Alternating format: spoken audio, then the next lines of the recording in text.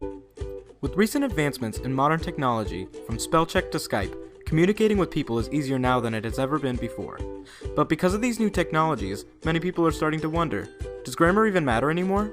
I mean, does it even matter if you know the difference between who and whom? Or between there, and there? To answer if grammar matters, we first have to answer another question. What is grammar? According to Wikipedia, grammar is the set of structural rules that governs the composition of clauses, phrases, and words in any given natural language. Whoa. Okay, so what does that even mean? Well, the world we live in is governed by natural laws, and our speech is no different. Whether you know it or not, every time you're talking, you're using those laws in some way. Grammar has defined, albeit loose, laws that we all must adhere to if we want to be understood. When you try to ignore a natural law, things tend to go poorly. For example, if you wanted to ask a girl out on a date, but didn't know the proper rules of grammar, it may come out as, date, go, want, out, me, with.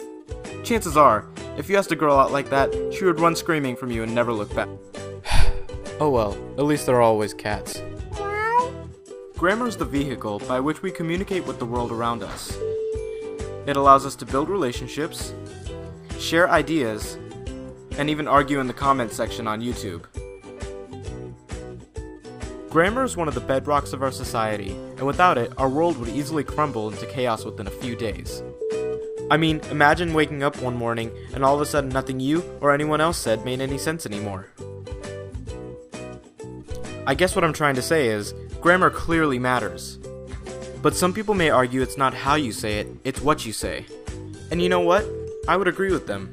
While there are certain people that think of grammar as trying to make every sentence sound perfect, that's not what I'm advocating for when I use the term. Many different subcultures have their own dialect that may sound odd, even incoherent to outsiders, but sound perfectly normal to those people in the subculture. Should we stomp on their culture in the name of good grammar? Of course not. To me, grammar is the ability to clearly and effectively communicate your thoughts and ideas to the world around you. And if you can do that in your own lingo, more power to you. So if the world around you looks different than the world around me, that's okay, celebrate that fact, but broaden your horizons. If you know that you're going to have to go into the business world one day, you should understand that you'll have to communicate differently in that world than you would at home. While knowing how to use there, and there correctly might not matter on Facebook, it probably will matter if you're trying to get a job. If you can't eliminate bad grammar or misspellings from your resume or cover letter, how can your future boss expect you to write an error-free report to a client? And how do you think a client feels when they get an email that's full of mistakes? Probably not very confident. Grammar and writing aren't things that should isolate us from our surroundings, they're things that should bring us closer to the people we care about. Grammar isn't about making people feel left out or looked down on just because they don't know how to use a semicolon. Grammar is about so much more than that.